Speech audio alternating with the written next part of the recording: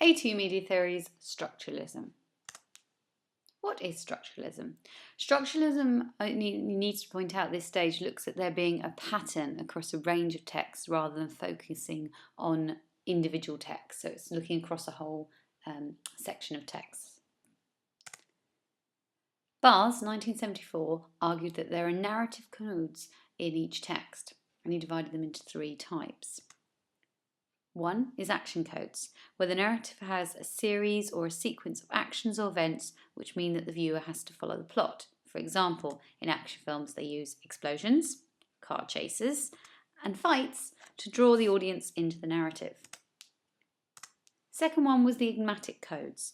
This is where the producers structure the plot around a series of questions, maintaining the audience's interest in the text. For example, in a detective-based drama, the audience has to try and work out who the killer is, while in a soap, so they have to try and work this out, and that keeps them guessing, so to speak, so they have to keep following the plot. In a soap opera, the viewer has to keep watching to see what happens next to the characters. They want to know what's going to happen next. That's why they keep watching. The third is the symbolic codes. This is the idea of binary opposites. This is where this refers to a text's major themes. These themes are often represented through binary opposites. So you might have man versus woman, good versus evil, criminal versus police. Or there's also the psychoanalytic themes. This is more in detail. We will talk about this more in class.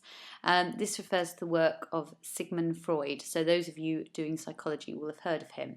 Freud argued that a human's actions are often motivated by repressed sexual fears and desires. Again, we will look at examples of this in class. But you just need to be aware of it at this stage. Popular psychoanalytic themes explored in media are male emasculation or a fathers versus son competition. A good case study is The Killing. This is a Danish drama series, and there was also an American remake which some of you may have seen on Channel 4. It's an example of a media text where action, enigmatic and symbolic codes can be identified. In each episode, a series of questions or enigmatic codes hold the audience's attention relating to the clues leading to the killer, who it is, why they did it, how they did it. Each episode of the series will contain an action such as a pursuit of a possible suspect or a chase of a suspect through a building, for example. That's the action code. Finally, the text is structured in relation to a range of binary opposites. For example, you've got good versus bad, the police versus the killer, the police versus the criminal, man versus woman. So as you can see, the central character is female and her partner, her police partner, is male. So you've got that conflict as well.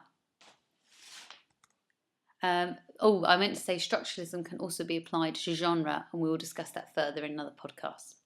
And it also can link to auteur theories. Auteur theory sees directors as the authors of the film, and the film will reflect his or her visual style, themes, values, or ideologies. For example, there you go, that's what they both are. A good example is the films of Martin Scorsese, such as Taxi Driver, Raging Bull, and The Age of Innocence. All these themes, some of you may have seen them, some may not, all these themes explore themes of masculinity and repression in the films, what it means to be a man, etc. Homework. You need to think of 3 television programmes and write the action codes, the enigmatic codes, and the symbolic codes for each programme you've identified. Okay? Post-Structuralism. This theory challenges the idea of a text having one identifiable meaning. It says there are actually a range of different meanings and interpretations that different audiences can make. So that means there's no universal message or meaning of the text. It depends on the audience.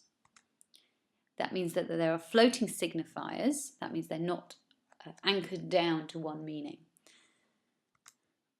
A good example of this is of GHD. The boys among you may not know who they are, but the girls will obviously know they are a hair straightening products. They make straighteners. In 2008, GHD hair products launched an advertising campaign to promote their hairstyling products. These adverts could be interpreted on a symbolic level. Notice here they've got the use of the colours black and gold, black and gold. And also the fact that the adverts are very uncluttered, they were sort of like this. This wasn't much detail going on in it. Suggests sophistication. Okay, gold, rich, black, nice contrast, etc. The use of the caption there, thy will be done, from the Lord's Prayer, and the use of the cross symbol and the T, you can see it there,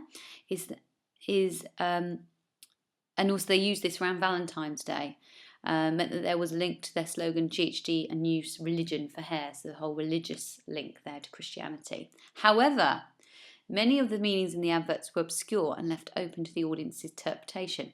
Many international audiences would not have picked up on the Christian reference, nor, as you can see here, is it clear what is actually being advertised. They haven't put a picture of the product or anything.